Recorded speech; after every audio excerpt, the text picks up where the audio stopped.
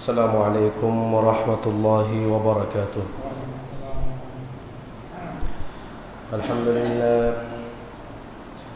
الحمد لله رب العالمين خالق السماوات والأرضين، والصلاة والسلام على من كان نبيا وآدم بين الماء والطين، وعلى آله وأصحابه أجمعين. أما بعد، فأعوذ بالله من الشيطان الرجيم ببركة بسم الله الرحمن الرحيم. ألم تر إلى الذين يزكون أنفسهم بل الله يزكي من يشاء ولا يظلمون فتيلا. صدق الله العظيم وصدق رسوله النبي الحبيب الكريم. إن الله وملائكته يصلون على النبي يا أيها الذين آمنوا صلوا عليه وسلموا تسليما. صلى الله على سيدنا محمد وآله، صلى الله على سيدنا محمد وآله وأصحابه. اللهم صل على سيدنا مولانا محمد وعلى آل سيدنا مولانا. رحمة للعالمين نبی جی، رحمت تیری خزینہ جر قدمیر دھولی لے گے یسرب ہوئلو مدینہ. اللہم صلی علی مولانا محمد وعلى آل سيدنا مولانا. ওগো নবী পরশমণি, নাই যে আপনার তুলনা, আমরা আপনার পাইনি দেখা, আপনি আমাদের ভুলবেন না. আল্লাহুম্মা সাল্লি আলা সাইয়্যিদিনা মাওলানা মুহাম্মদ ওয়া আলা আলি সাইয়্যিদিনা মাওলানা. সালাতুন ইয়া রাসূলুল্লাহ আলাইকুম সালামুন ইয়া أترجو أمة قتلت حسينا شفاعة جدي يوم الحساب. صلاة يا رسول الله، سلام يا حبيب الله. کلمہ توحید ہے تیری شہادت اے حسین، تو نہ ہوتا تو نہ رہ جاتی صداقت اے حسین. صلاۃ یا رسول اللہ،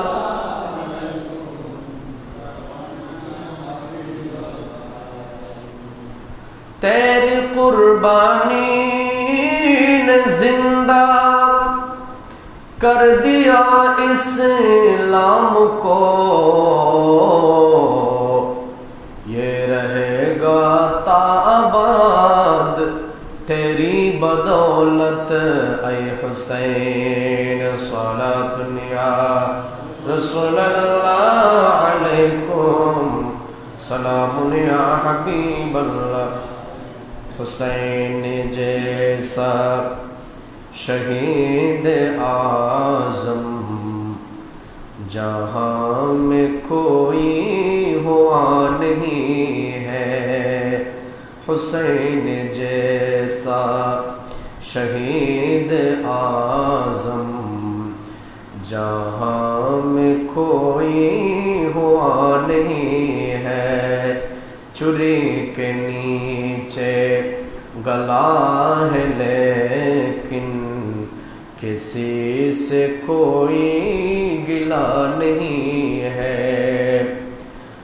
गरीब उम्मत की बेकसी पर हुसैन का सर कटा है लेकिन गरीब उम्मत की बेकसी पर हुसैन का सर कटा है लेकिन यजीद जैसे शकीक के आगे हुसैन का सर झुका नहीं है।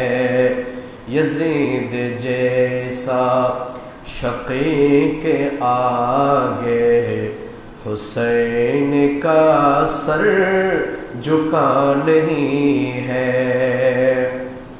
अल्हम्दुलिल्लाह व शुक्रुलिल्लाह वस्सलातु वस्सलामु अला खैर खल्किल्लाह।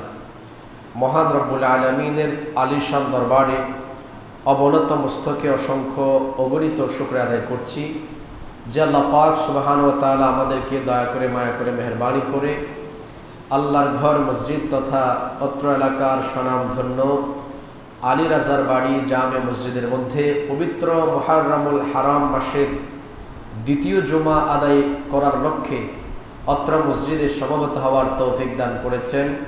সে আল্লাহ পাক রব্বুল আলামিনের দরবারে শুকরিয়া আদায়ের সকল উচ্চ আওয়াজ একবার বলি আলহামদুলিল্লাহ। সাথে সাথে অসংখ্য অগণিত দরুদ সালামের হাদিয়া নজরানা পেশ করছি হুজুর করিম রউফুর রহিম রাহমাতুল লিল আলামিন নূরে মুজাসসাম ফখরে বনি আদম আহমদ মুজতবা মুহাম্মদ মুস্তাফা সাল্লাল্লাহু তাআলা আলাইহি ওয়াসাল্লামের নূরানি কদম মুবারকের মধ্যে যাকে আল্লাহ পাক সুবহানাহু ওয়া তাআলা গোটা কুল কায়নাতের জন্য রাহমাতুল লিল আলামিন বানিয়ে প্রেরণ করেছেন, যে রাসূল পাক সাহাবে আউলাদ সাল্লাল্লাহু তাআলা আলাইহি ওয়াসাল্লাম পৃথিবীর মধ্যে তাশরীফ এনে অশান্ত পৃথিবীকে শান্ত করেছেন এবং এই অত্র মুহররমের 10 তারিখ নিজের নওয়াসা নিজের নাতিকে ইসলামের জন্য কোরবান দিয়ে ইসলামকে বুলন্দ করেছেন, ইসলামকে চিরতরে জীবিত করেছেন। সেই রাসূল আকরাম সাল্লাল্লাহু আলাইহি ওয়াসাল্লামের নূরানি কদম মুবারকের মধ্যে আমাদের দরুদ সালামের হাদিয়া যেন আল্লাহ কবুল করুন, সকলে বলি আমিন। পবিত্র কোরআনুল কারীমের সূরা নিসা শরীফের 49 নম্বর আয়াত আপনাদের সামনে তেলাওয়াত করেছি। আল্লাহ পাক সুবহানাহু ওয়া তাআলা যদি মেহেরবানি করেন অত্র আয়াতের আলোকে খুবই অল্প সময়ের মধ্যে কিছু কথাবার্তা বলে আমি আমার আলোচনা ইতি টানার চেষ্টা করব। আল্লাহ পাক সুবহানাহু ওয়া তাআলা আমাদের সকলকে আজকের আলোচনা মোতাবেক জীবন গঠন করার, আজকের আলোচনা মোতাবেক আমাদের সকলকে আমল করার তৌফিক দান করুন, সকলে বলি আমিন। সময় অত্যন্ত সংক্ষেপ, যতক্ষণ কথা বলবো আল্লাহ পাক সুবহানাহু ওয়া তাআলা আমাকে সত্য বলার এবং আপনাদেরকে সত্য শ্রবণ করার তৌফিক দান করুন, সকলে বলি আমিন। আপনারা জানেন পবিত্র মুহররমুল হারাম এটা অত্যন্ত বরকতময় মাস এবং এই মুহররম মাসের 10 তারিখ যেটাকে বলা হয় ইয়ৌমে আশুরা, এটার অত্যন্ত ফজিলত গুরুত্ব রয়েছে। আপনারা তো হয়তো অনেকে জানেন, আবার অনেকে জানেন না, আবার অনেকে জানলেও সেগুলো হয়তো ভুলে গেছেন। এই মুহররমের 10 তারিখ আল্লাহ পাক সুবহানাহু ওয়া তাআলা বিভিন্ন নবীকে বিভিন্ন মর্যাদা দান করেছেন। একটু জোরে বলি না সুবহানাল্লাহ। এই আশুরা শব্দটি মূলত এসেছে আশের শব্দ থেকে, যার অর্থ হলো দশম। আপনি যদি মুহররম হিসাব করেন মহরমের মধ্যে 1, 2, 3 এভাবে যদি আপনি গণনা করেন, আশুরাটা পরেও কিন্তু 10ম দিনে, এটাও একটা আছে। দ্বিতীয়ত হচ্ছে অনেক ওলামায়ে কেরাম বলেছেন এটাকে আশুরা এই কারণে বলা হয়, আল্লাহ পাক সুবহানাহু ওয়া তাআলা 10 জন নবীকে এই দিনে বিশেষ ফজিলত দান করেছেন, সেজন্য আল্লাহ পাক সুবহানাহু ওয়া তাআলার এই নিয়ামতকে কেন্দ্র করে এই দিনটাকে নামকরণ করা হয়েছে ইয়াউমে আশুরা। যারা বলেন না সুবহানাল্লাহ। তো আশুরার ফজিলত সম্পর্কে এবং তার শিক্ষা সম্পর্কে আজকে কিছু আলোচনা করার জন্য আমি মনস্থ করেছি। আল্লাহ পাক সুবহানাহু ওয়া তাআলা আমাদের সকলকে আজকের আলোচনা মোতাবেক জীবন গঠন করার তৌফিক দান করুন, সকলে বলি আমিন। প্রথমে অত্র আয়াতের তরজমা করব, এরপরে ইনশাআল্লাহ আশুরা নিয়ে কিছু কথা আমি আপনাদেরকে শোনানোর চেষ্টা করব। আল্লাহ পাক সুবহানাহু ওয়া তাআলা ইরশাদ করছেন, বিসমিল্লাহির রহমানির রহিম, আলাম তারা ইলাল্লাযীনা ইউযাক্কুনা আনফুসাহুম। আল্লাহ পাক সুবহানাহু ওয়া তাআলা আমার নবীকে খেতাব করে বলছেন, ইয়া রাসূলুল্লাহ, আপনি কি দেখেননি ওই সমস্ত ব্যক্তিদের যারা ইউযাক্কুনা আনফুসাহুম, নিজেদের পবিত্রতা নিজেরা ঘোষণা করে। নাউজুবিল্লাহ। এরা হচ্ছে কারা? ইহুদি খ্রিস্টান। এখনো দেখেন আজকে ইহুদি একটা রাষ্ট্র ইসরায়েল, সারা পৃথিবীর মধ্যে তারা মনে করছে একমাত্র তারাই সত্য, বাকি সব মিথ্যা। জোরে বলি না নাউজুবিল্লাহ। কোরআনুল কারীমের মধ্যে আল্লাহ বলছেন, ওয়াকালাতিল ইয়াহুদু লাইসাতিন নাসারা আলা শাই, ওয়াকালাতিন নাসারা লাইসাতিল ইয়াহুদু আলা শাই। ইহুদিরা বলে নাসারারা কিছুই নয়, আবার নাসারারা বলে ইহুদিরা কিছু নয়। অর্থাৎ ইহুদি নাসারাকে সহ্য করতে পারে না, খ্রিস্টানকে, আবার খ্রিস্টান ইহুদিকে সহ্য করতে পারে না। তবে যখন ইসলামের বিপরীত যায় তখন তারা এক হয়ে যায়। নাউজুবিল্লাহ বলে, ইসলামের বিপরীত গেলে এক হয়ে যায়। যেমন আমাদের দেশে আছে হিন্দু বৌদ্ধ ঐক্য পরিষদ।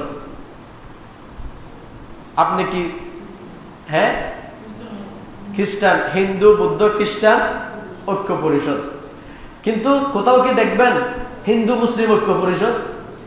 এরা মুসলমানদের সাথে ঐক্য করবে না, ঐক্য করবে বিধর্মী সব মিলে। আল কুফরু মিল্লাতুন ওয়াহিদা, সমস্ত কাফের মুসলমানদের বিরুদ্ধে এক। নাউজুবিল্লাহ বলেন। আল্লাহর কোরআন বলছেন ইহুদি নাসারাকে সহ্য করতে পারে না, নাসারারা ইহুদিদেরকে সহ্য করতে পারে না, কিন্তু যখনই মুসলমানদের বিরুদ্ধে যাবে তারা এক হয়ে যায়। জোরে বলি না নাউজুবিল্লাহ। আর তারা মুসলমানদের মধ্যে বিভিন্ন ফেরকা তৈরি করে দিয়েছে। আপনারা জানেন, এখন আপনারা বলবেন যে এগুলো আপনারা কিচ্ছা কাহিনী আমাদেরকে শোনান, আর কি নয়, এগুলো আমাদের কিচ্ছা কাহিনী নয়। আপনারা দেখেন কারবালার ইতিহাস, কারবালার মধ্যে ইমাম হুসাইন রাদিয়াল্লাহু তাআলা আনহুর কাফেলার মধ্যে ছিল 72 কিংবা 82 জন, বিপক্ষে ছিল 22,000। এই 22,000 ইয়েজিদি ইমাম হুসাইন রাদিয়াল্লাহু তাআলা আনহুর জন্য পানি পর্যন্ত বন্ধ করে দিয়েছিল। জোরে বলেন না নাউজুবিল্লাহ। এমনকি ছোট মাসুম বাচ্চা, মাসুমে কারবালা, 6 মাসের দুধের শিশু, মায়ের স্তনের দুধ শুকিয়ে গিয়েছে, পানির অভাব, সেই সন্তানকে পর্যন্ত পানি দেয় নাই, বরং পানির বদলে তীর মেরেছিল। জোরে বলি না নাউজুবিল্লাহ। কত বড় জালেম ছিল, নামে ছিল মুসলমান। সুতরাং এরকম নামের মুসলমান অনেক পাবেন, কিন্তু কাজের ক্ষেত্রে পাবেন না। আমাদের দেশের মধ্যে অনেক মুসলমান আছে না, এমনি দেখবেন যে ইসলামের নাম দিয়ে অনেক কিছু করে, ইসলামের নাম ব্যবহার করলে সব জায়েজ। জোরে বলি না নাউজুবিল্লাহ। অথচ ইসলাম কি শিখায়, তারা মানুষকে কি মেসেজ দিচ্ছে। আমরা দোয়া করব আল্লাহ পাক সুবহানাহু ওয়া তাআলা তাদেরকে হেদায়েত দান করুন। যদি তাদের নসিবে হেদায়েত না থাকে, আল্লাহ পাক তাদের বিভ্রান্তি থেকে, তাদের ষড়যন্ত্র থেকে সরল প্রাণ মুসলিম উম্মাহকে আল্লাহ হেফাজত করুন, সকলে বলে আমিন। আজকে কি বললাম? ইয়ৌমে আশুরা। আজকে তো নয়, অর্থাৎ আগামী রবিবার আমি আলোচনা করবো ইয়ৌমে আশুরা নিয়ে। প্রথমে আমি বলি, আশুরার মধ্যে আল্লাহ পাক সুবহানাহু ওয়া তাআলা যে সমস্ত নবীদেরকে ফজিলত দান করেছেন তাদের ব্যাপারে কিছু কথা আমি বলি। প্রথমত হযরতে আদম আলা নবিয়িনা আলাইহিস সালাতু ওয়াস সালাম, আপনারা জানেন আল্লাহ পাক ওনাকে সৃষ্টি করার পরে বলেছিলেন, ইয়া আদম উসকুন আনতা ওয়া যাওজুকাল জান্নাহ, হে আদম তুমি এবং তোমার স্ত্রী জান্নাতে বসবাস করো। ওয়া কুলা মিনহা রাগাদান হাইথু শিতুমা, এই জান্নাতের মধ্যে কোনো কিছুর অভাব নাই, যেখান থেকে ইচ্ছা সেখান থেকে খাও, তবে একটা শর্ত, ওয়ালা তাকারাবা হাযিহি শাজারা, তোমরা দুজন ওই যে একটি গাছ দেখা যায় সেই গাছের নিকটেও যাইও না। জোরে বলেন না সুবহানাল্লাহ। ফল খাওয়া তো দূরের কথা, কাছেও যেও না। যাই হোক, কথা অনেক, আমি এটা নিয়ে বলতে গেলে জুমা শেষ হবে, এজন্য আমি লম্বা করব না। তো আদম আলাইহিস সালামের মাধ্যমে যে খতায়ে ইজতিহাদ হয়েছে, এটার মাধ্যমে তিনি দুনিয়ার মধ্যে চলে এসেছেন, দুনিয়াতে চলে এসেছেন। এই দুনিয়াতে আসার পর তিনি এই একটা ভুলের কারণে একদিন নয়, দুদিন নয়, 300 বছরের উপরে তিনি কান্না করেছেন। সুবহানাল্লাহ। আপনাকে যদি প্রশ্ন করি, আপনি ভুল নয় ইচ্ছাকৃত করেছেন এরকম কাজের জন্য আল্লাহর কাছে কয়বার কান্না করেছেন, কয়বার তওবা করেছেন? আমরা কয়বার করেছি? হযরত আদম আলাইহিস সালাম 1 বছর নয়, 2 বছর নয়, কোন কোন বর্ণনায় আছে 350 বছর তিনি কান্না করেছেন। কয়শো বছর? 350 বছর পরে তিনি যখন একদিন আকাশের দিকে তাকালেন, এতদিন পর্যন্ত লজ্জায় মাথা নিচু করে রেখেছেন, উপরের দিকে তাকান নাই। একদিন যে কোনো কারণে যখন উপরের দিকে তাকিয়েছেন, আমরা তো উপরে তাকাইলে আকাশ দেখি, অন্ধকার দেখি, কিন্তু আল্লাহর নবীরা, আল্লাহর ওলিরা, যাদেরকে আল্লাহ এ ধরনের তাকাত দিয়েছেন, শক্তি দিয়েছেন, ওনারা তাকাইলে খোদার আরশ আজিম দেখেন। সুবহানাল্লাহ। আদম আলাইহিস সালাম দেখছেন আরশের পায়ার মধ্যে লেখা লা ইলাহা ইল্লাল্লাহু মুহাম্মাদুর রাসূলুল্লাহ সাল্লাল্লাহু আলাইহি ওয়াসাল্লাম। এটা দেখার পর আদম আলাইহিস সালাম বলছেন, ওগো বারি তাআলা, আপনার নামের পাশে যে নাম আছে সেই নামের উসিলায় আমি আপনার কাছে ফরিয়াদ করছি, আপনি আমার দোয়া কবুল করেন। আল্লাহ সেদিনে দোয়া কবুল করেছেন, আর দিনটি ছিল মুহররমের 10 তারিখ। সুবহানাল্লাহ। আশুরা। এরপরে আপনারা জানেন পৃথিবীর মধ্যে আরেকজন নবী ছিলেন, হযরতে নূহ আলাইহিস সালাম, যিনাকে আবু শরিয়া বলা হয়, শরীয়তের প্রবর্তক যিনি ছিলেন, হযরতে নূহ আলাইহিস সালাম। ওনাকে আল্লাহ হায়াত দিয়েছিলেন। গত বছর আপনাদেরকে গত জুমায় আপনাদেরকে বলেছি, ওনাকে আল্লাহ হায়াত দিয়েছেন 950 বছর। কত? 950 বছর তিনি উম্মতকে দাওয়াত দিয়েছেন, দ্বীনের কথা বলেছেন, ইসলাম গ্রহণ করেছেন 80 কিংবা 82 জন। সেই নূহ আলাইহিস সালাম আল্লাহর কাছে ফরিয়াদ করেছেন, আল্লাহ, এই তোমার বান্দারা, আমি যাদেরকে দাওয়াত দিচ্ছি, এই কাফের মুশরিক, এরা তো দিন দিন আমার উপর অত্যাচার করছে, জুলুম করছে, আমি তো এদেরকে দাওয়াত দিচ্ছি, এরা দাওয়াত কবুল করছে না। এক পর্যায়ে আপনারা জানেন যে মহাপ্লাবন হয়েছিল, গোটা পৃথিবীকে আল্লাহ ধ্বংস করে দিয়েছিলেন, গোটা পৃথিবী ডুবে গিয়েছিল। একমাত্র নূহ আলাইহিস সালামের নৌকার মধ্যে যারা আরোহণ করেছেন তারাই সেদিন রক্ষা পেয়েছিলেন। সুবহানাল্লাহ। তো সেদিন নূহ আলাইহিস সালামের নৌকার মধ্যে যারা উঠেছেন তারা যেমন রক্ষা পেয়েছেন, আমার নবীও কিন্তু বলে দিয়েছেন, আমার আহলে বাইত হচ্ছে নূহ আলাইহিস সালামের সেই কাশতির মতো, নৌকার মতো, যারা সেই নূহ আলাইহিস সালামের কাশতির মধ্যে আরোহণ করেছে তারা যেমন বেঁচে গেছে, আমার উম্মতের মধ্যে যারা আহলে বাইতকে ভালোবাসবে, মহব্বত করবে, তারাও নাজাত পাবে। জোরে বলেন না সুবহানাল্লাহ।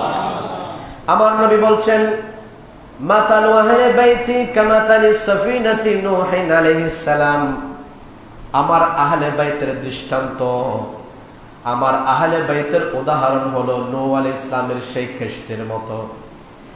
ফামান, যারা ওই নৌকার উপর আরোহণ করবে, ওই নৌকার মধ্যে যারা উঠবে তারা নাজাত পাবে, মুক্তি পাবে। আর যারা সেই নৌকার মধ্যে উঠবে না, নূহ আলাইহিস সালামের সেই জাহাজের মধ্যে যারা উঠবে না, আমার নবীজি বলছেন তারা জাহান্নামে চলে যাবে। নাউজুবিল্লাহ। তারা ডুবে যাবে, ডুবে যাবে মানে বিপদগ্রস্ত হবে। আল্লাহ আমাদেরকে বেঁচে থাকার তৌফিক দান করুন, সকলে বলে আমিন। তবে এখানে একটা কথা বলতে হয়, আহলে বাইতের কথা যেমন বলবো, সাহাবায়ে কেরামের কথাও বলতে হবে বর্তমান সময়ের মধ্যে। এখন অনেকে আছে আহলে বাইতের কথা খুব জোরে সুরে বলে, আহলে বাইতের মহাব্বত দেখায়, কিন্তু নবীজির সাহাবীর শানে বেয়াদবি করে। নাউজুবিল্লাহ বলেন। এজন্য আলা হযরত বলছেন, তিনি একটা শেয়ারের মধ্যে খুব সুন্দর করে কথাটা নিয়ে এসেছেন। আল্লাহর নবী নূহ আলাইহিস সালামের জাহাজের সাথে তুলনা দিয়েছেন আহলে বাইতের মহব্বতকে। যারা নবীর আহলে বাইতের সাথে থাকবে তারা নাজাত পাবে, আমার নবীজি বলেছেন। তো এখন আগের সময়ের মধ্যে যারা জাহাজে আরোহণ করত, আপনারা জানেন জাহাজ চালাইতে কি দেখে? আকাশের তারকা দেখে, নক্ষত্র দেখে। নাবিকরা বুঝতে পারতো কোন দিকে যেতে হবে, কোন দিকে চলতে হবে, ঠিক না? বর্তমান সময়ের মধ্যে তো আধুনিক সফটওয়্যার আছে, গুগল ম্যাপ আছে, দেখে দেখে চালা যায়, কিন্তু তখন সেটা ছিল না।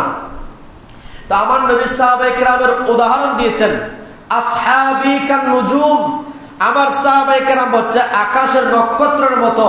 ফাবিআইয়িহিম ইকতাদাইতুম ইহতাদাইতুম, আমার যে কোনো একজন সাহাবীকে যদি তোমরা অনুসরণ করো তোমরা হেদায়েত পেয়ে যাবে। সুবহানাল্লাহ। তার মানে জাহাজ যেমন লাগবে তেমন আকাশের তারাও লাগবে। আপনার কাছে বাহন আছে কিন্তু আপনি পথ নির্দেশিকা আপনার কাছে নাই, পথ চেনেন না, তাহলে আপনি জাহাজ নিয়ে ডুবে যাওয়ার পথ হারানোর সম্ভাবনা আছে। আবার আপনার কাছে তারকা আছে, পথ আছে, কিন্তু বাহন নাই, আপনি আপনার মঞ্জিলে মকসুদ পর্যন্ত পৌঁছতে পারবেন না। তা আলা হযরত সুন্দর বলেছেন, আহলে সুন্নত কা হে বেড়া পার আসহাবে হুজুর, नज्म है और नाव है इतरते रसूलुल्लाह के सलातुन या रसूलल्लाह सलामुन या हबीबल्लाह। আলা হযরত বলছেন আহলে সুন্নাত ওয়াল জামাতের বেড়া পার, আহলে সুন্নাত ওয়াল জামাত সফল কাম। কেন? আমার নবীজি যে দুই হাদিস বলেছেন সে দুটো হাদিসের সাথে সমন্বয় একমাত্র আহলে সুন্নাত করে। আপনি যদি বাতিলদের কাছে যান, শুহাদায়ে কারবালা মাহফিল জীবনও তাদের কাছে পাবেন না, একমাত্র পাবেন আহলে সুন্নাতের কাছে। সুতরাং আহলে সুন্নাতের কাছে বাহন আছে। আবার যদি আপনি শিয়াদের কাছে যান, দেখবেন তাদের কাছে আহলে বাইতের মাহফিল ঠিকই আছে, কিন্তু সাহাবায়ে কেরামের ভালোবাসা নাই। দুটোটা যাদের কাছে আছে ইনাদেরকেই বলা হয় আহলে সুন্নাত ওয়াল জামাত। সুবহানাল্লাহ। আল্লাহর দরবারে শুকরিয়া আদায় করেন, আপনাকে আমাকে যে আল্লাহ সুন্নি করে পাঠিয়েছেন। একবার জোরে বলি আলহামদুলিল্লাহ। কার কথা বললাম এখন? নূহ আলাইহিস ইসলামের কথা গেল। এরপরে আসেন, আরেকজন নবী পৃথিবীর মধ্যে ছিলেন যার নাম ছিল হযরতে ইব্রাহিম খলিলুল্লাহ আলাইহিস সালাম, যিনাকে মুসলমানদের জাতির পিতা বলা হয়। মুসলমানদের জাতির পিতা কে? হযরতে ইব্রাহিম খলিলুল্লাহ আলাইহিস সালাম। ইব্রাহিম খলিলুল্লাহ আলাইহিস সালাম পৃথিবীর মধ্যে যেদিন এসেছেন সেদিন ছিল মুহররমের 10 তারিখ। সুবহানাল্লাহ। ইব্রাহিম আলাইহিস সালাম, ওনাকে আপনারা জানেন নমরুদ আগুনের মধ্যে ফেলেছিল। সে আগুন থেকে আল্লাহ ওনাকে, তার আগুনকে যে আল্লাহ ফুল বাগান বানিয়েছিলেন সেটাই ছিল মুহররমের 10 তারিখ। সুবহানাল্লাহ। এবং আল্লাহ ওনাকে খলিল বানিয়েছেন সেটাও ছিল মুহররমের 10 তারিখ। যেটা বলেন না সুবহানাল্লাহ। হযরতে ইউসুফ আলাইহিস সালাম, আপনারা জানেন দীর্ঘদিন পর্যন্ত ইয়াকুব আলাইহিস সালাম এবং ইউসুফ আলাইহিস সালামের সাথে সাক্ষাৎ হয়নি। ওনাদের সাথে দীর্ঘদিন পরে যে মিলন, বাবা এবং সন্তানের সাথে যে দেখা সাক্ষাৎ হয়েছিল সেটাও ছিল মুহররমের 10 তারিখ। সুবহানাল্লাহ।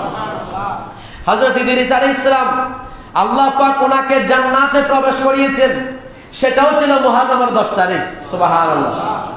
এইভাবে হযরতে আপনার দাউদ আলাইহিস সালাম, আল্লাহ ওনার দোয়া কবুল করেছেন।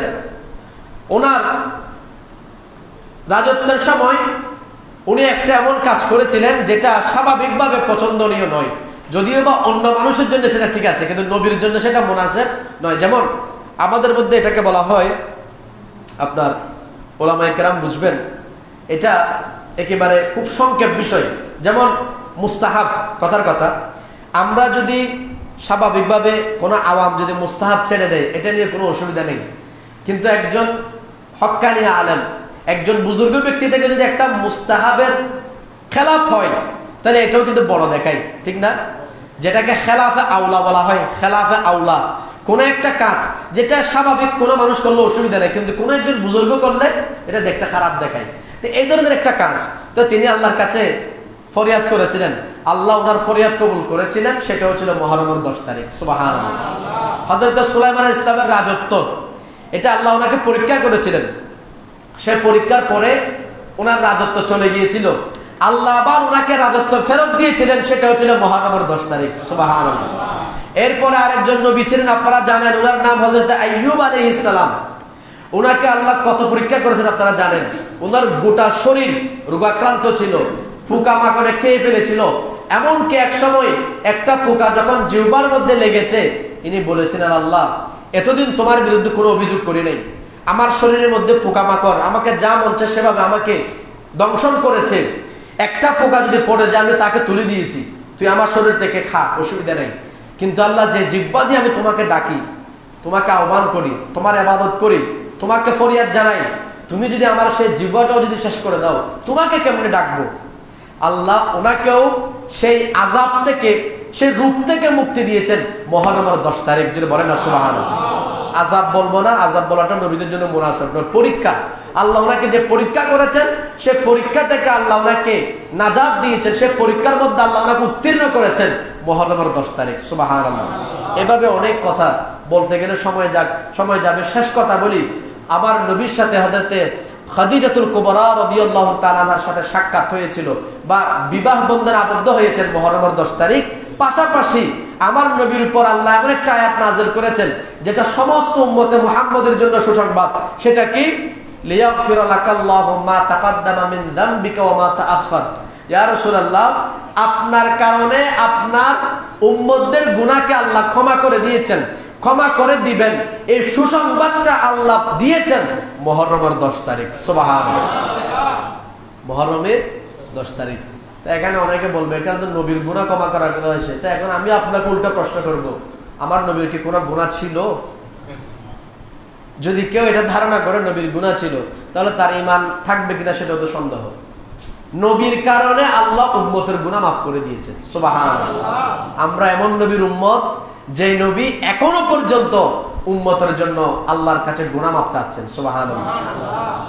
বানিয়ে বলছি না, হাদিসে পাকের মধ্যে আছে, আমার নবীজি বলছেন, আমার নবীর ইন্তেকালের পূর্বে, আমি যখন দুনিয়া থেকে চলে যাব, তোমাদের আমল আমার কাছে পেশ করা হবে।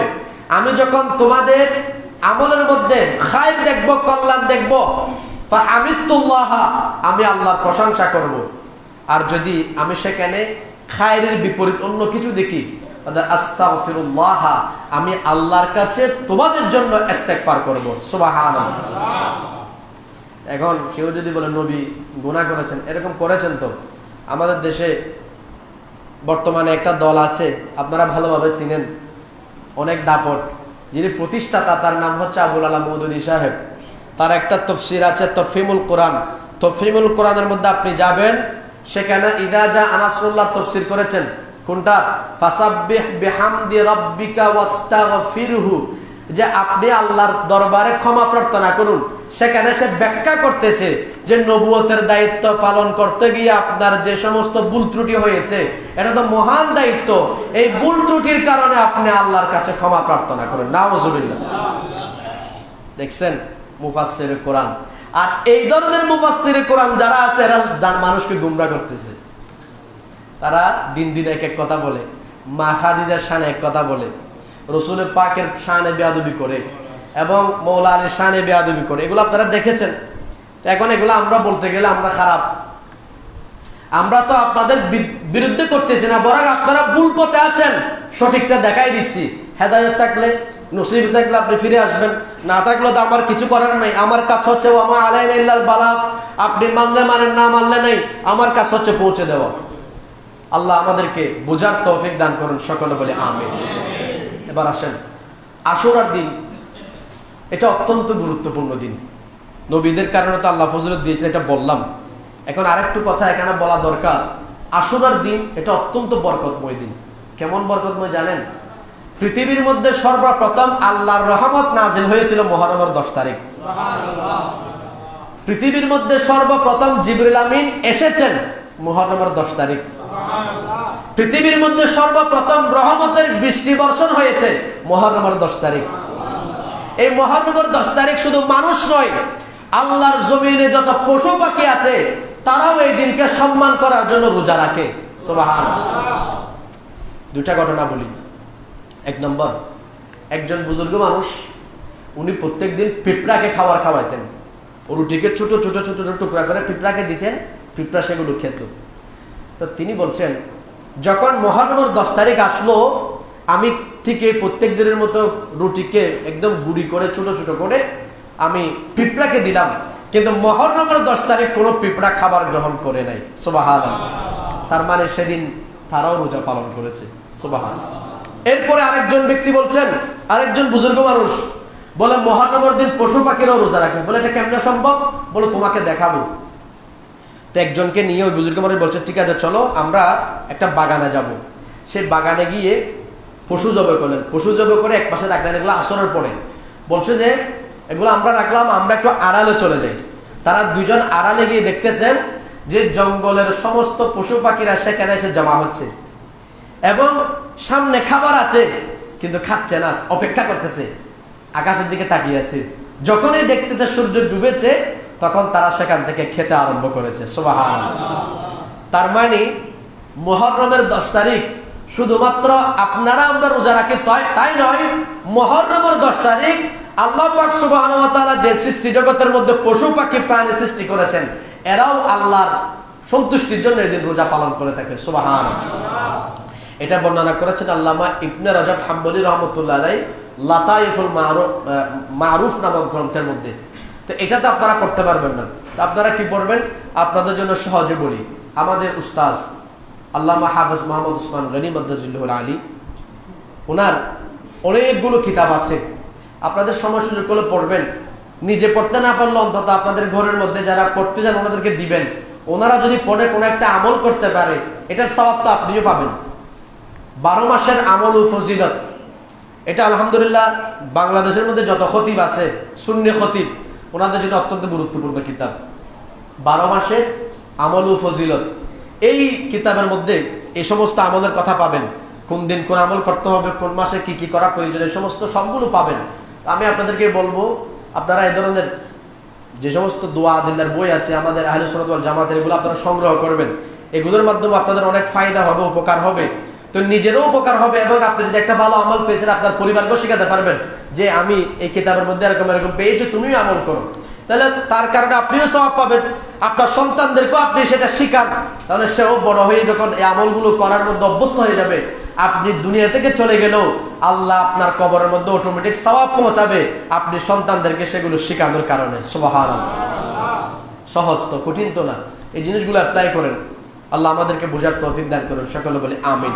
এবার আসেন, মুহররমের দিনে কিছু আমল করবেন, বিশেষ করে রোজা তো রাখবেনই। রোজা রাখার ফজিলত কি?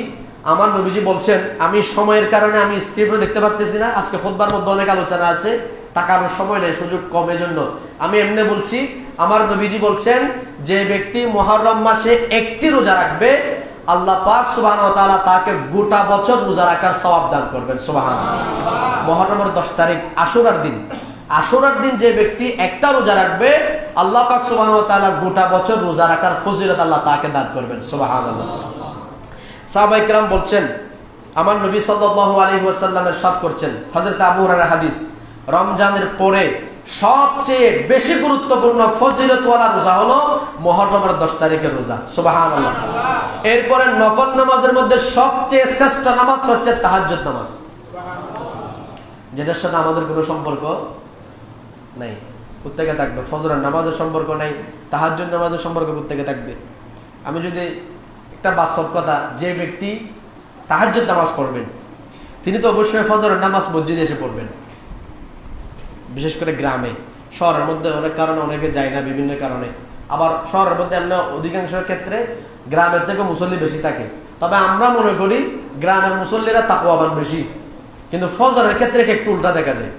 আমরা মাঝে মধ্যে নামাজ পড়ি, যেখানে দেখা যায় ফজরের মুসল্লি তেমন একটা থাকে না। তা আমি দোয়া করব, আল্লাহ পাক সুবহানাহু ওয়া তাআলা আমাদেরকে বাকি 4 ওয়াক্তের মতো ফজরের ওয়াক্তেও যাতে মসজিদ ভরপুর থাকে সেই তৌফিক দান করুন, সকলে বলে আমিন। এবার আসেন, রাসূল পাক সাল্লাল্লাহু আলাইহি ওয়াসাল্লামকে কোন একজন সাহাবী জিজ্ঞাসা করেছিলেন, ইয়া রাসূলুল্লাহ, আশুরা রোজার ফজিলত কি?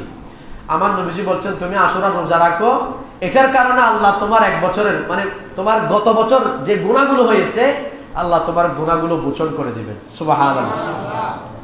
এরপরে আরো অনেক হাদিস আছে, সময়ের সংক্ষিপ্ততার কারণে আমি যাব না।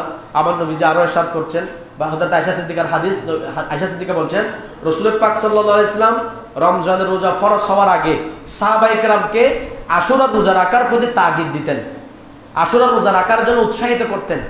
এবং আশুরার এমনকি অন্য অন্য বর্ণনার মধ্যে আছে রোজা ফরজ হওয়ার আগে আশুরার রোজা ফরজ ছিল। এজন্য প্রত্যেক সাহাবায়ে কেরাম প্রত্যেক বছর আশুরার রোজা রাখতেন। সুবহানাল্লাহ।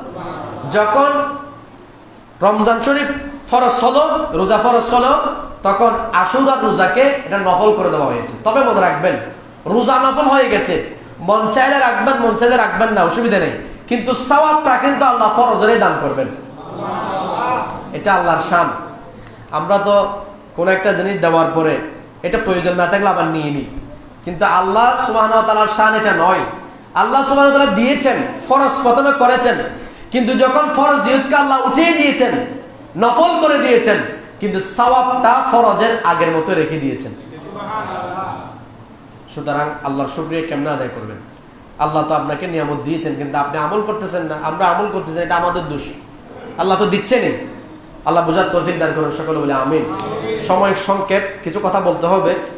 বিশেষ করে আশুরার দিন দান খয়রাত করার চেষ্টা করবেন, এটার অনেক ফজিলত আছে। একটা ঘটনা বলবো, এটার থেকে অন্তত কিছু শিখতে পারবেন। এর আগে বলি, রাসূল পাকের সাহাবায়ে কেরাম 3টি দশককে খুবই গুরুত্ব দিতেন, 3টি মাসের 10 দিনকে খুবই গুরুত্ব দিতেন। তার মধ্যে একটা হলো রমজান মাসের শেষের 10 দিন, তারপর হলো জিলহজ মাসের প্রথম 10 দিন, মুহররম মাসের প্রথম 10 দিন। সুবহানাল্লাহ। এগুলো অত্যন্ত গুরুত্বপূর্ণ, আমরাও চেষ্টা করবো এগুলোর মধ্যে আমল করার জন্য। রোজার কথা যখন বলেছে, আরেকটা কথা বলে ফেলি, রোজা যারা রাখবেন একটা নয়, 2টা রাখতে হবে। কারণ একটা রোজা ইহুদিরাও রাখতো। আমার নবী সাল্লাল্লাহু আলাইহি ওয়াসাল্লাম ইরশাদ করছেন, তোমরা সুমু ইয়াউমা আশুরা, তোমরা আশুরার রোজা রাখো, খালিফু ফিহিল ইয়াহুদ, এবং সেটার মধ্যে তোমরা ইহুদি খ্রিস্টানদের বিরোধিতা করো। সুবহানাল্লাহ। এখন তো আমরা ইহুদি খ্রিস্টানের সাদৃশ্য খুঁজি। কিরকম?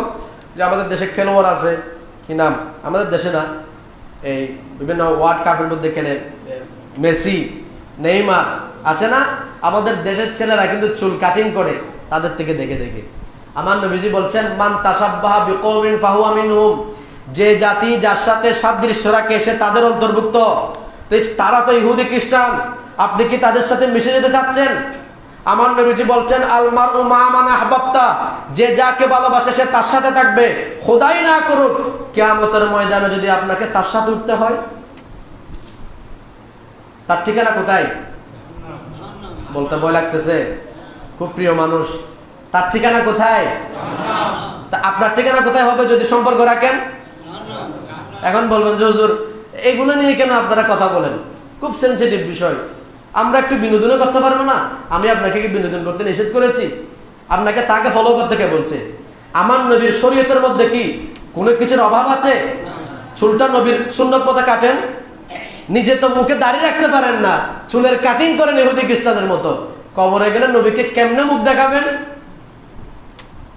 নবীজিকে যদি জিজ্ঞাসা করা হয় যে কবরের মধ্যে যাকে দেখা যাচ্ছে উনি কে, আপনাকে যদি প্রশ্ন করা হয়, তা আপনি যদি নবীকে চিনতেও পারেন, যিনি আমার নবী মুহাম্মদ সাল্লাল্লাহু আলাইহি ওয়াসাল্লাম, ধরেন চিনলেন, কিন্তু নবী যদি বলে তো তুমি যে আমার উম্মত দাবি করতেছো, তোমার মুখে দাড়ি কোথায়, এই কথা যদি নবী বলে, কি জবাবটা দিবেন? আমল করেন। কারণ আপনারা এখন দেখতেছেন দুনিয়ার অবস্থা, মানুষ কোন সময় কে চলে যায়, ছোট ছোট বাচ্চারা মারা যাচ্ছে, ফেসবুকের মধ্যে প্রত্যেকদিন দেখতেছে না নিউজ। আমরা আফসোস করি, হ্যাঁ রে এত তাড়াতাড়ি চলে যাবে, ভাবতেও পারি নাই। কেন? যে কোনো সময় আমার মৃত্যু আসতে পারে, আমাকে প্রস্তুত থাকতে হবে। আমি যদি অন্তত সুন্নাহ মোতাবেক দাঁড়িয়ে রাখতে পারি, আমি নবীকে বলতে পারবো, ইয়া রাসূলুল্লাহ সবাই কিন্তু দাঁড়িয়ে রাখে নাই, আমি সবার বিরুদ্ধে গিয়ে দাঁড়িয়ে রেখেছি, এটাও তো আপনার নাজাতের উসিলা হতে পারে। এগুলো চেষ্টা করেন। শুধুমাত্র হুজুরের ওয়াজ শুনবেন, এদিকে শুনবেন, এদিকে বের করে দিবেন, এই ওয়াজের নাম, এই ওয়াজের কোনো দাম নেই। আল্লাহ বুঝার তৌফিক দান করুন, সকলে বলে আমিন। আসেন, তো আমার নবী সাল্লাল্লাহু আলাইহি সাল্লাম উম্মতের প্রতি বড় দয়া করেছেন। আরেকটা কথা বলি, আশুরার রোজাটা রাখার চেষ্টা করবেন। একজন বুজুর্গ ব্যক্তি ইন্তেকাল করেছেন, বড় আলেম, ওনাকে কেউ একজন স্বপ্ন দেখলেন। স্বপ্ন দেখার পরে জিজ্ঞাসা করলেন যে আপনি তো দুনিয়া থেকে চলে গেলেন, আল্লাহ আপনার সাথে কি ব্যবহার করেছেন? তিনি বলছেন, আমি পৃথিবীতে থাকতে 60 বছর পর্যন্ত লাগাতার আশুরার রোজা রেখেছি। সুবহানাল্লাহ। আর এই কারণে আল্লাহ আমাকে ক্ষমা করে দিয়েছেন, আমাকে জান্নাতি বানিয়েছেন। সুবহানাল্লাহ। এটা তো বড় গুরুত্বপূর্ণ। তা আল্লাহ আমাদেরকে আমল করার তৌফিক দান করুন। এই জন্য বললাম রোজা একটা নয়, আশুরার মধ্যে রোজা 2টা রাখবেন। তো আশুরা করতেছে রবিবার, শনি রবি মিলাই রাখবেন, অথবা রবি সোম মিলাই রাখবেন। রবি সোমটা ভালো বেশি, কেন? সোমবার রোজা রাখা এটা আমার নবীর সুন্নাত। আমার নবী সাল্লাল্লাহু আলাইহি ওয়াসাল্লাম প্রতি সোমবার রোজা রাখতেন এবং বৃহস্পতিবার রোজা রাখতেন। তো সোমবারের রোজাটা আমরা যাতে পাই রাসূল পাকের সুন্নাহর সাথে মিলে চেষ্টা করবেন রবি এবং সোম মিলিয়ে এই 2 দিন রোজা রাখার জন্য। আল্লাহ আমাদেরকে আমল করার তৌফিক দান করুন, সকলে বলে আমিন। এরপর আসেন, এই আশুরার দিন কিছু আমল করবেন। 1 নম্বর হলো এতিমের মাথার মধ্যে হাত বুলিয়ে দিবেন, এতিমের সেবা করার চেষ্টা করবেন, এতিমকে সহযোগিতা করার চেষ্টা করবেন। এরপরে আপনার আশেপাশে প্রতিবেশী যারা আছে তাদের খবরাখবর নেওয়ার চেষ্টা করবেন। তো খবরাখবর কি শুধু একদিন নেবেন আর নেবেন না? নিবেন, এই দিন একটু বেশি নিবেন, কারণ এই দিনের ফজিলতটা বেশি। আপনি এই দিন যত নেক আমল করবেন তত আপনার দরজাত আল্লাহর কাছে বুলন্দ হবে। সুবহানাল্লাহ।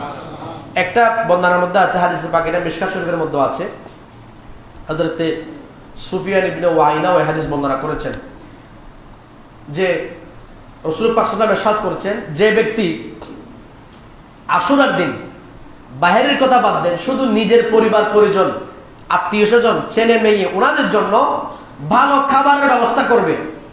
অন্যদিন তো খাই, আমরা তো সবার ঘরের মধ্যে কিছু না কিছু থাকে, আমরা কি কেউ উপোস থাকি? খাচ্ছি তো, ভালো খারাপ 2 দিন পর হলে তো ভালো থাকি।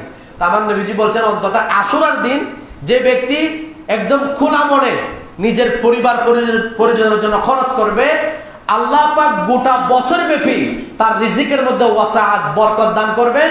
সে সারা বছর একদিনের উসিলায় প্রশস্ত মনে খাবার খেতে পারবে। যিনি বলেন না সুবহানাল্লাহ। তো এটা হযরতে সুফিয়ান ইবনে ওয়াইনা বলছেন, ফাজাররাবনাহু 50 সানাতান আও 60 সানাতান ফামা রাআইনাহু ইল্লা খাইরান। বলছেন আমি এটাকে 50 বছর অথবা 60 বছর পরীক্ষা করেছি, প্রত্যেক বছর আমি কল্যাণে পেয়েছি। সুবহানাল্লাহ। আপনারাও করেন ইনশাআল্লাহ, আমার বিশ্বাস আপনারাও এটার মধ্যে লাভবান হবেন। আল্লাহ আমাদেরকে আমল করার তৌফিক দান করুন, সকলে বলে আমিন। একটা ঘটনা বলে শেষ করব। শেষ কথা, একজন ব্যক্তি আশুরার দিন গেলেন যে একজন মালিকের কাছে, বাদশার কাছে গিয়ে বললেন, হুজুর আমি বড় অভাবী, আজকের এই আশুরার দিনের উসিলায় আপনি আমাকে কিছু দান করেন। তিনি নির্দিষ্ট করে চেয়েছেন 10 কেজি আটা দেন, 5 কেজি গোশত দেন এবং কিছু টাকা পয়সা দেন, 2 দিরহাম আমাকে সদকা করেন আজকের দিনের উসিলায়। তো এই বাদশাহ বলছে, সকালবেলা গেছিল, বাদশাহ বলছে জোহরের পরে এসো। জোহরের পরে গেলেন, তাও কিছু দিল না।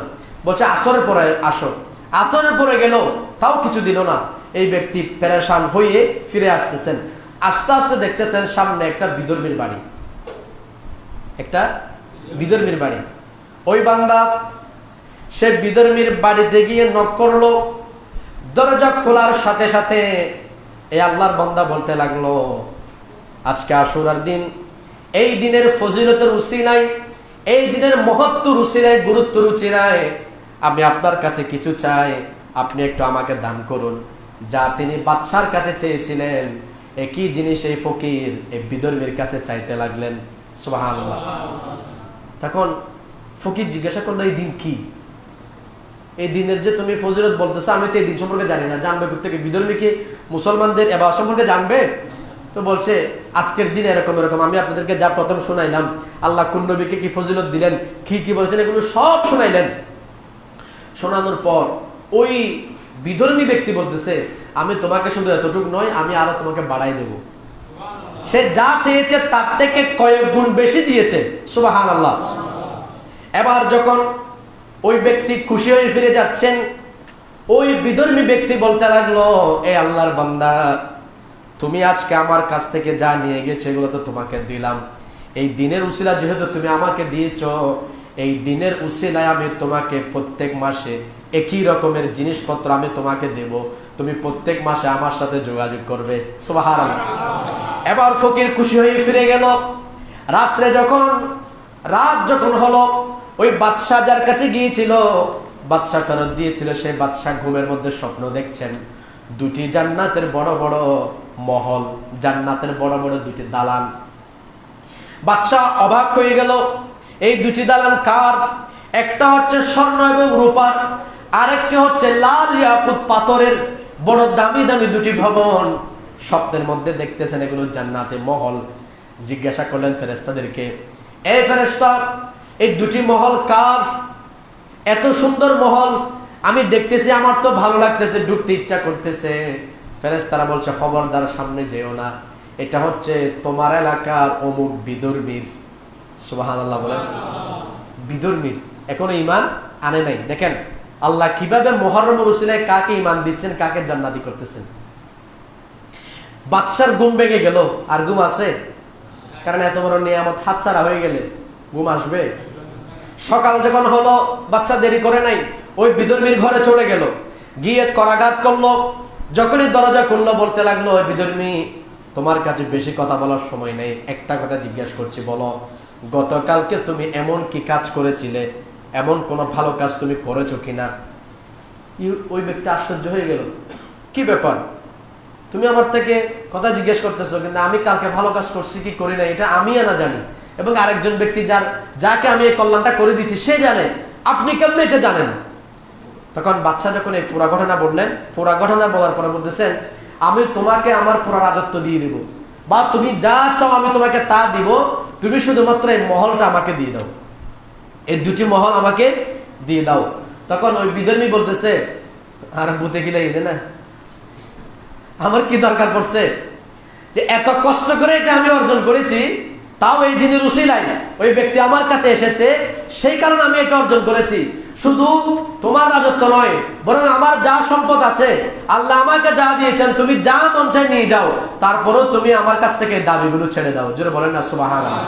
এটা বলার পরপরেই ওই বিধর্মী আল্লাহ এবং আল্লাহর নবীর উপর কালমা পড়া মুসলমান হয়ে গেছেন। সুবহানাল্লাহ।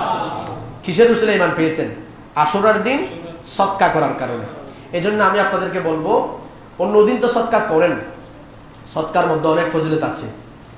আমার নবীজি বলছেন, মান জাবিল হাসানাতি ফালাহু আশরু আমসালিহা, একের বিনিময়ে 10, এটা তো আছেই।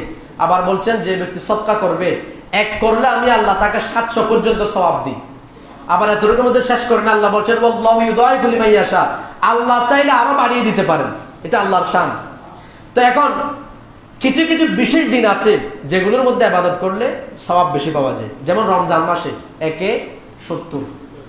তা আর এদিন যেহেতু আল্লাহ বিভিন্নভাবে বিভিন্ন নবীদেরকে আল্লাহ বিভিন্ন ফজিলত দান করেছেন, আমরাও চেষ্টা করব এদিন কিছু আমল করার জন্য। আল্লাহ সেগুলো রসুলে আমাদেরকেও দান করবেন। জোরে বলি না সুবহানাল্লাহ। এখন আসেন, শেষ করতে হবে। উলামায়ে কেরাম বলছেন, এদিন যেহেতু আল্লাহ হযরতে আদম আলাইহিস সালামের ফরিয়াদ কবুল করেছেন, এই দিন দাউদ আলাইহিস সালামের ফরিয়াদ কবুল করেছেন, বিভিন্ন নবীদেরকে আল্লাহ বিভিন্ন মর্যাদা দিয়েছেন, বলে এর থেকে বড় সুযোগ আর পাবা না। এই দিন আল্লাহর কাছে হাত তুলে দোয়া করো, যেটাই চাইবে আল্লাহ তোমাকে সেটা দান করবেন। সুবহানাল্লাহ। তারপরে আরেকটা বর্ণনা আমি পেয়েছি, যে ব্যক্তি এই রাতে গোসল করবে, আশুরার রাত কোনটা? শনিবারের রাত, শনিবার দিবাগত রাত যেটা আছে, এটা হচ্ছে আশুরার রাত। উলামায়ে কেরাম বলছেন, এই রাতে যারা গোসল করবে, আল্লাহ পাক সুবহানাহু ওয়া তাআলা তাকে গোটা বছর বিভিন্ন রোগ বালাই থেকে, বলা মুসিবত থেকে আল্লাহ হেফাজত করবেন। সুবহানাল্লাহ। আরেকটি বর্ণনার মধ্যে পাওয়া যায়, যে ব্যক্তি এদিন সুরমা লাগাবে চোখের মধ্যে, কি সুরমা, যে ব্যক্তি চোখের মধ্যে সুরমা লাগাবে, আল্লাহ গোটা বছর ব্যাপী, এটা আজকের খুতবার মধ্যে আছে, আল্লাহ গোটা বছর তাকে চোখের রোগ থেকে হেফাজত করবেন। সুবহানাল্লাহ। এটা গেল। আরেকটা বর্ণনা বলি, নুজাহাতুল মাদারিসের মধ্যে আছে, তিনি বলছেন, যে ব্যক্তি আশুরার দিন 4 রাকাত নফল নামাজ আদায় করবে, কয় রাকাত? প্রতি রাকাতে সূরা ফাতিহার সাথে 11 বার সূরা ইখলাস, বলেন সূরা ফাতিহার সাথে 11 বার সূরা ইখলাস দিয়ে কয় রাকাত নামাজ? 4 রাকাত নামাজ আদায় করবে। বলছেন 50 বছরের গুনাহ আল্লাহ তার মাফ করে দিবেন। সুবহানাল্লাহ। তো 50 বছর বয়স দেখেন অনেকেরও হয় নাই। আল্লাহ আমাদেরকে আমলগুলো করার তৌফিক দান করুন সকলে বলেন। আরেকটি বলে শেষ, এটা হচ্ছে মৌলা আলী শের খোদা বলছেন। মৌলা আলী শের খোদার সাথে এই মাসের সম্পর্ক বেশি, যেহেতু ওনার সন্তান এই মাসের মধ্যে ইসলামকে জিন্দা করার জন্য নিজের গর্দানকে কোরবান করে দিয়েছেন। সুবহানাল্লাহ। মৌলা আলী শের খোদা বলছেন আশুরার দিন একটা ফজিলত আছে, সেটা হচ্ছে যে ব্যক্তি 1000 বার সূরা ইখলাস পড়বে। সূরা ইখলাসকে আপনারা পারেন না? পারেন না এমন কেউ আছেন? সবাই তো পারেন। তো মৌলা আলী শের খোদা বলছেন যে ব্যক্তি আশুরার দিন 1000 বার সূরা ইখলাস পাঠ করবেন, আল্লাহ তার দিকে রহমতের নজর দিয়ে তাকাবেন। সুবহানাল্লাহ। তো বলছেন আর যার দিকে আল্লাহ রহমতের নজর দিয়ে তাকাবেন তার জন্য জাহান্নাম হারাম, আল্লাহ তার জন্য জান্নাত অবধারিত করে দিবেন। সুবহানাল্লাহ। আমলগুলো তো বেশি কঠিন নয়। তো আশুরা থেকে আমাদের শিক্ষা কি? আমাদের শিক্ষা হলো আল্লাহর উপর, আল্লাহর বলা মুসিবত যদি আমাদের উপর কোনো কারণে আসে, আল্লাহর পরীক্ষা যদি আমাদের কাছে আসে, এগুলোর উপর কি করা? ধৈর্য ধারণ করা। যে ধৈর্যের পুরস্কার আল্লাহ নবীদেরকে দান করেছেন, সর্বশেষ পুরস্কার লাভ করেছেন হযরত ইমাম হুসাইন রাদিয়াল্লাহু তাআলা। এই জন্য ইমাম হুসাইন রাদিয়াল্লাহু তাআলা নিজের শাহাদাতের মাকাম লাভ করেছেন। নিজের সন্তান শহীদ হয়েছে, নিজের আত্মীয় স্বজন শহীদ হয়েছে, নিজের সঙ্গীগণ শহীদ হয়েছে, শহীদের লাশের উপর লাশ। এরপরে ইমাম হুসাইন ধৈর্য ধারণ করেছেন, এমনকি শেষ পর্যায়ে যখন শিমুর হযরত ইমাম হুসাইনকে শহীদ করার জন্য একেবারে খুব নিকটবর্তী হয়ে গেল, তখন ইমাম হুসাইন শুধু একটা কথা বলেছিলেন, আমাকে একটু সময় দাও, শুধুমাত্র আমি আজকে জুমার দিন, এদিন জুমার দিন ছিল, বলে আজকে জুমার দিন, এই জুমার দিন আমাকে শুধুমাত্র 2টি রাকাত নামাজ আদায় করার আমাকে সুযোগ দাও। নামাজের খবর আছে? নামাজের খবর কি আমাদের আছে? আমরা কোথায়, নামাজ কোথায়, কোনো ঠিক ঠিকানা নাই। যখন আপনার শরীর ঝাঁঝরা হয়ে গেছে, সবগুলো তীর, রক্ত পড়তেছে অহরহ, রক্ত পড়ার জন্য রক্ত বাকি নেই, পানির পিপাসায় আজকে কয়দিন কাতর, সেই সময়ের মধ্যে বলছেন একটু সময় আমাকে দাও, আমি আজকে জুমার নামাজটা একটু আদায় করবো। সুবহানাল্লাহ। আদতে জব সর পে তেগ তুলে হুসैन सजदे में जाके बोले मदीने वालों गवाह रहना नमाज मेरी कज़ा नहीं है। सुबहानाल्लाह। এমন সময়ের মধ্যে নামাজ কাজা করেন নাই। তা আমাদেরকে এটাই শিক্ষা দিয়েছেন, এই আমার উম্মতের, আমার নবীর উম্মতের নরনারী, যত বিপদ তোমার উপর আসুক না কেন, নামাজকে কখনো না করবে না, নামাজকে কখনো পিছিয়ে রাখবে না, আগে নামাজ আদায় করে নাও, এরপর তুমি তোমার কাজে যাও। সুবহানাল্লাহ। মহিলাদের জন্য শিক্ষা, এত বড় মুসিবতের সময় আমার নবীর কোন বংশধর না, নরনারী, পুরুষত্ব না, আমার নবীর বংশধর রমণীগণ, নারীগণ তাদের পর্দা থেকে বের হয় নাই এবং চিৎকার করে কান্না করেন নাই। কেন? একমাত্র যাতে নবীর উম্মতরা যাতে এখান থেকে দলিল গ্রহণ করতে না পারে। ওনাদের কি মায়া ছিল না, মমতা ছিল না? এখানে আমাদের মা বোনরা যে ধৈর্য হারা হয়ে যায়, কেউ মারা গেলে যে বিলাপ ধরে কান্না করে, এটা কিন্তু শরীয়তের মধ্যে নিষেধ আছে। তা আমাদেরকে শিক্ষাগুলো কারবালা থেকে নিতে হবে। এখানে আমরা কারবালার ঘটনা করতে করতে জীবন চলে যাই। প্রত্যেক বছর আমাদের হুজুররা কারবালার ঘটনা বলতেছে বলতেছে বলতেছে, কিন্তু শিক্ষাটা আমরা কি গ্রহণ করব, এটা হচ্ছে মূল বিষয়।